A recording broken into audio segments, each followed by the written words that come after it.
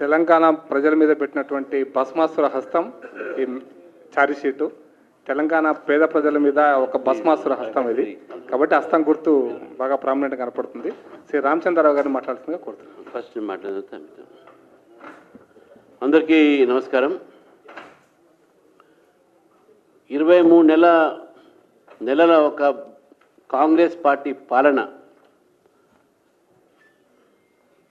తెలంగాణ ప్రజలకు ఒక భస్మాసుర హస్తంగా మారినటువంటి ఒక పరిస్థితి ఈరోజు మనం చూస్తూ ఉన్నాం.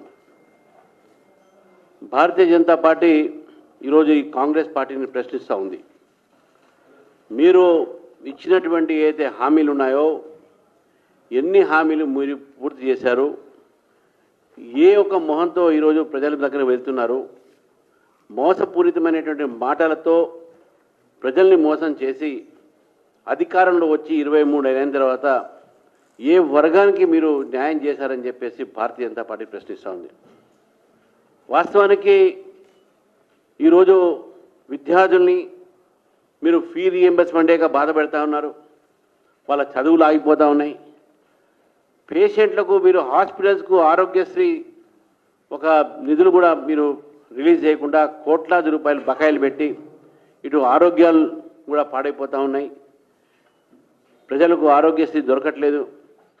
రైతులకు రైతు బంధు అని చెప్పేసి ఇంతవరకు రైతుల బందే పెట్టారు మీరు టోటల్గా.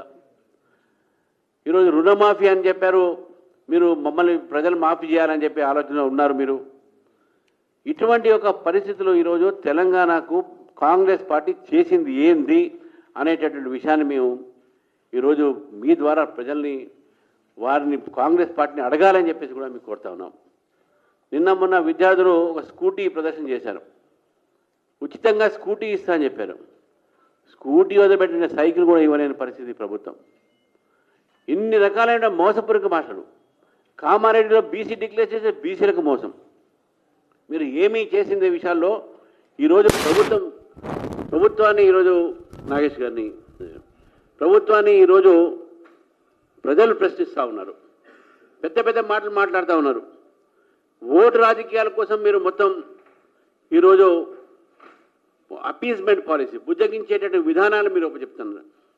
అసదుద్దీన్ డైరెక్షన్స్తో మన రేవంత్ రెడ్డి గారు రేవంతుద్దీన్గా మారి అజారుద్దీన్ని ముఖ్యమంత్రిగా ప్రకటించి ఇంకా ఎంతమంది బద్రుద్దీన్లు అక్బరుద్దీన్లు ఇవంతా వెయిట్ చేస్తున్నారు మీకోసం. మొత్తం ప్రభుత్వాన్ని ఈరోజు కేవలం ఓట్ బ్యాంక్ పాలిటిక్స్ మీద నడుస్తున్నటువంటి ఒక రేవంతుద్దీన్ సర్కార్ ఇది.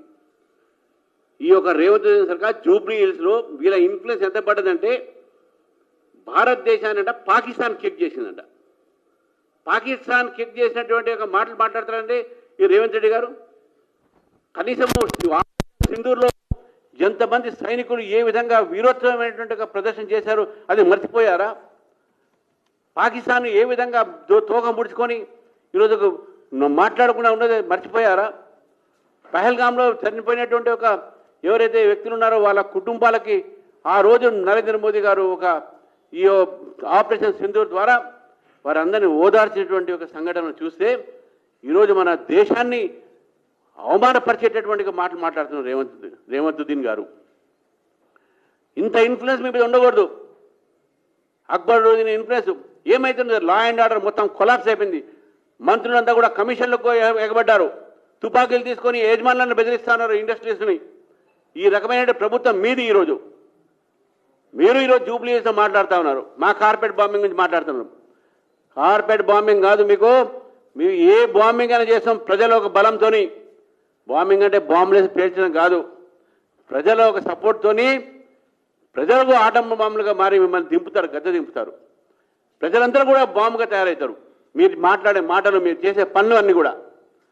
కాబట్టి ఖబర్దార్, మీరు మా ఒక ఏదైతే విషయాల్లో మాట్లాడే దేశం విషయంలో మాట్లాడితే ఊరుకునేది లేదు. మా విషయంలో మాట్లాడే మమ్మల్ని విమర్శించండి.